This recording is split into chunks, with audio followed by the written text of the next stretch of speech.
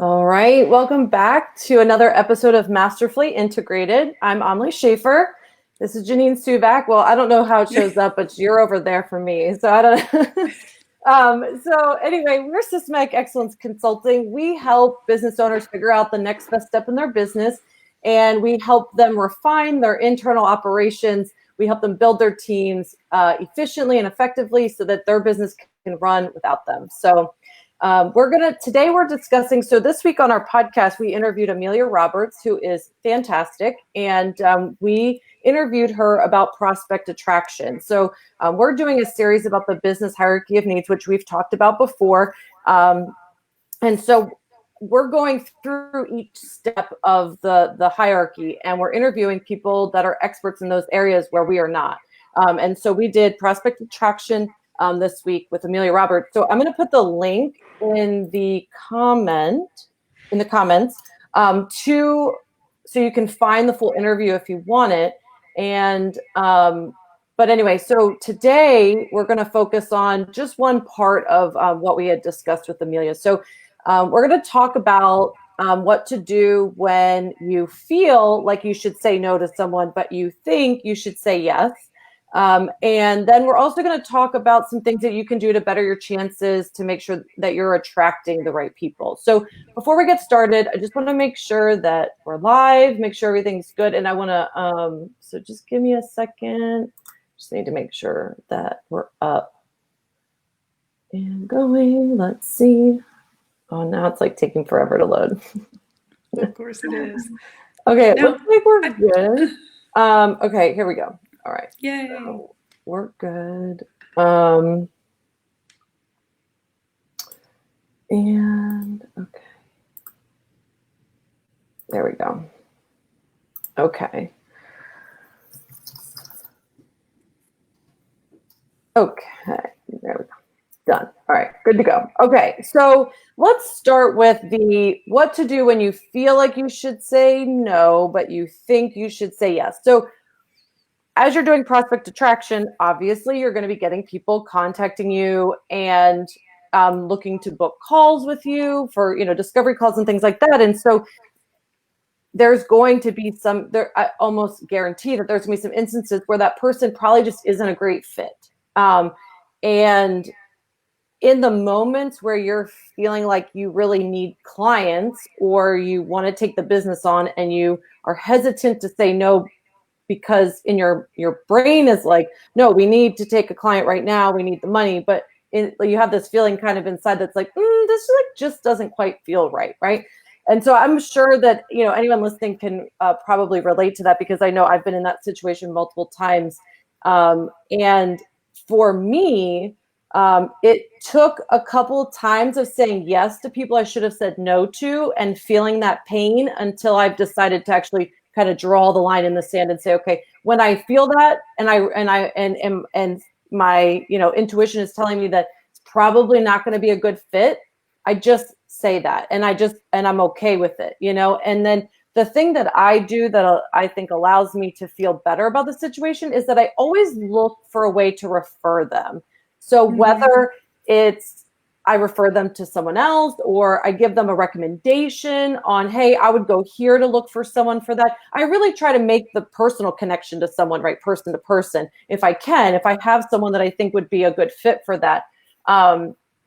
That's kind of my way of handling it. I know that's Janine, you and I have handled it that way when we've had, people that we just think, this just isn't a great fit. And it's not anything personal. It just might be, the timing's not right. We don't have the availability. Or it could just be that the project isn't a right project for us. It's just not something that we're doing or focusing on. But what do you think about that? Is that, I know we have dealt with that, but even prior to us working together, is that kind of how you dealt with it as well? That's how I try to deal with a lot of things. It's like not just in business, but in life. When people are looking for help, it's like it's not often you're the person who can help. You're never the person who can help everyone with everything, right? Right. But what can you do? Connect them with that person or that tool or that resource that's going to help them the most. For this in particular, it's not just new clients either. It's like as your business is growing or evolving, you're raising your prices, you may be offering slightly different services. It's like you may have old clients who are coming back to you as well, and where they were a fit for you before, they may not be a fit for you now. But if you come from that place of you're still helping them by getting them to the right place, right? Then you don't have to guilt. It's basically don't guilt yourself into taking on something that you shouldn't be taking.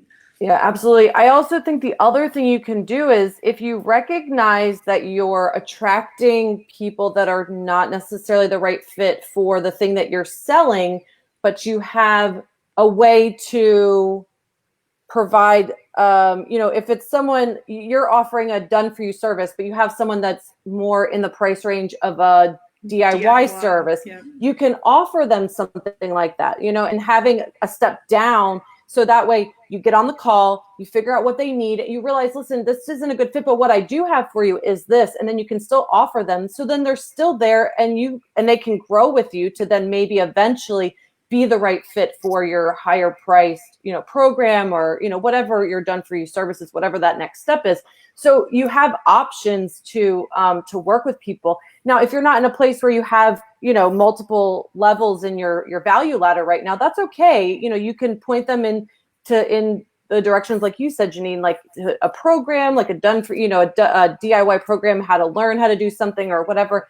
But any way to be helpful, I find that sort of relieves me of like any guilt that I'd feel about, saying no to the person is still helping them, just not necessarily in the way that they thought, I'd be able to help. So, and I think there's a clear distinction that you need to ask yourself, does this feel like, you might think, okay, I need to take this because we need the clients, but something just doesn't feel right. And it's like, something feels like there's some like static or something, like trying to make that decision. Some and that's kind of when friction or resistance. And you want to think about the, what are the other, it's not just about the dollars, right? It's like when you're not jibing with the client for whatever reason it is, it's the way if you're not, people just don't often connect in how they communicate. Right. And otherwise could be a good fit, but that causes so much friction. It makes everyone miserable. But, so it takes up more it takes up more headspace. It takes up more time. It does resources for your team members as well. It's like, so this whole, it's like, it's not just the dollar. It's going to cost you a lot more than what you may be accounting for within the job. Yep, exactly. Yeah. So I think that's a really important thing to remember. And I always believe that if you say no to a situation that isn't the best fit, it leaves room for a better situation to appear, right? So if you're overwhelmed with clients that aren't a great fit and you're really just sort of trudging through, your days, your weeks, your months, there's not any room for you to take on the kind of clients you actually want to work with. So you do kind of need to leave some availability, especially when you're transitioning. If you're transitioning from one thing to the other or a new service or something like that, you really need to leave that space available to take those clients on, and instead of saying yes to people that are asking for the service you used to offer, you really need to leave that space to bring in the new ones, Yeah, and it works both ways, because they don't want this same feeling or experience that you're having, and if you're having it, they're having it. It's exactly just like that. Yeah. But but if all you're doing is wading through the clients that aren't the right ones for you, that's what our podcast episode really addresses, is going to the how do you attract the right clients? Because if you're not coming across any of your ideal client, then there's definitely in a your problem. marketing and your messaging. Yeah. So we'll transition to that. So let's talk about that. So what are some things that we do or people can do to ensure, like checklist style, like what are some things that they can do in order to make sure that before they put any sort of marketing out or copy or something like that, putting anything out into the world, they can make sure that they're going to attract the best the people that they're looking for. First thing is getting super clear on who that ideal client actually is and what they look like, because if you don't have that down to the nitty gritty, then you can't speak to them directly. Right. So knowing who they are, how they talk, knowing what words they use to describe their problem, that kind of thing. And then, the problems that they have, and are you actually a solution for them? because we've come across that, it's like where people have defined avatars, but the problem that that avatar actually has, or the solution that they have, isn't actually the right solution for that avatar. It's just who they wanted to serve. And so there's different ways, you can shift in front of the ideal client that you want, or look at what you're providing and change your definition and find the people who really do need that solution for their. And you could even make yourself a checklist of words that your ideal client uses, or phrases that they use to describe. And so then you can make a checklist. So every time copy goes out, okay, did we describe this? Have we used these words in whatever copy, whether it's social media copy, a sales page, or, website copy, whatever that is? Have we used these words or these phrases? So that could be and one what does that mean, checklist right? item. That's industry jargon. That's level of formality, right? That's it's all of those things, of keywords that they pick up on or not.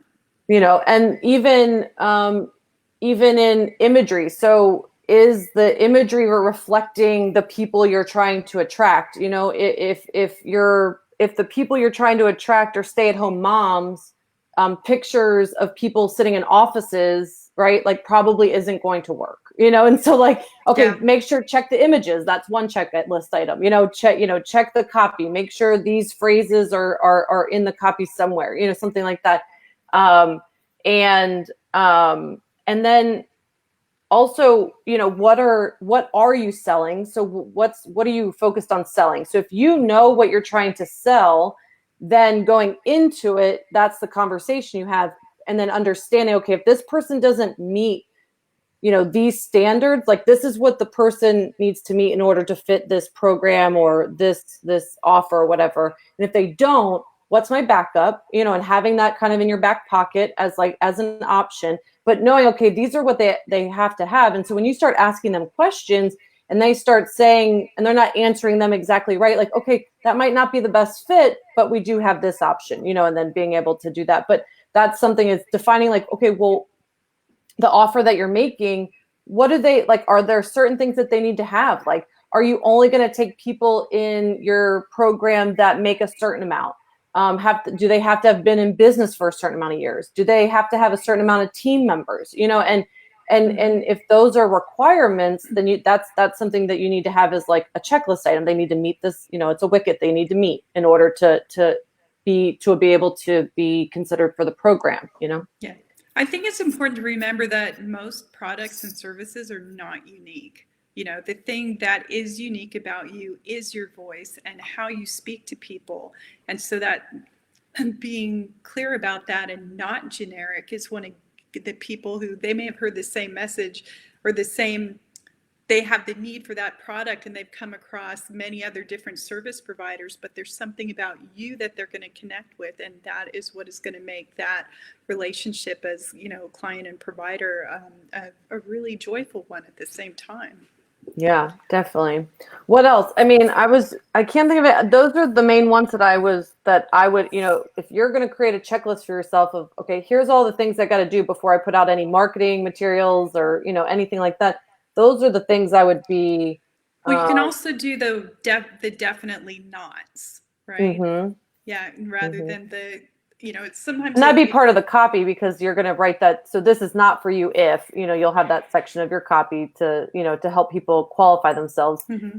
Having forms to fill out initially before they even, book the call. I think that's really important. Letting people know, this is a investment of a minimum of $1,000 or a minimum of 10 grand or whatever the case may be. So people know, and they can qualify themselves prior to even getting on the phone with you, so you don't waste your time. Mm-hmm. And I just say that kind of messaging applies across everything, right? It's like having a massive email list is really expensive if very few of them are actually your audience. So, right. It becomes, it's the difference between the vanity numbers and the real numbers, the value of the super fans versus, the fans versus they just happen to fall in there because of whatever, and they really aren't your right audience. Yeah. Those are all super important. Yeah.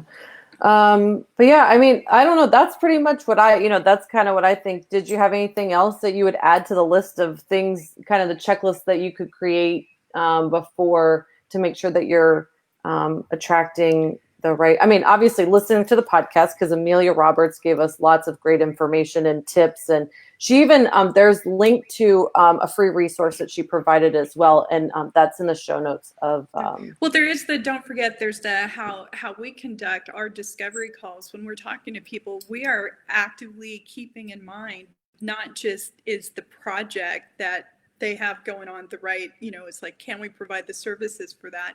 But are they a good fit? And we actually include that in that conversation, where once, we turn it around and ask them why they think that they're a good fit for us, because we want them to be thinking about it. Clients aren't necessarily thinking in those terms. And when you do, then I think that just makes first starting off even better, because if you're not, they're not coming back, right? Yeah. And and that's a good point, because it's a two-way interview, talking to the person on the discovery call. And it's important that, you just ask a bunch of questions to start, so you can really understand, okay, is this person a good fit? And not just trying to cram, the circle block in the square hole, like you want to try to make sure that it's a good fit. And if not, then just provide them a referral for something else or someone else. Yeah, that's exactly that conversation point of, oh, well, I was kind of looking for this and that. I was like, oh, well, then let me connect you with so-and-so. This is great. And the thing about that is, it's not, that turns into, it's like, you know what? I mean, how do you feel when somebody does that to you? You're like, oh, they didn't try to oversell me or something like that. Right. And they are good. It makes you stand out. And they may be a referral source for you, even though you never actually provided a service for them, just because you treated them so well. It's part of that experience from the very first contact. Yeah, absolutely. Yeah. Yeah, definitely. So,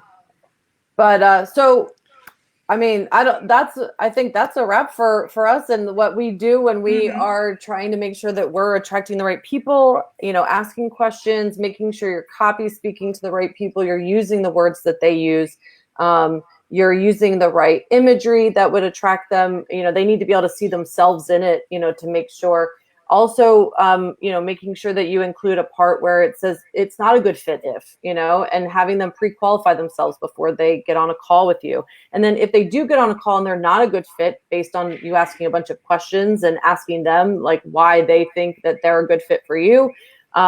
If they're not a good fit, referring them to someone else or another program you have, or, whatever other options you have.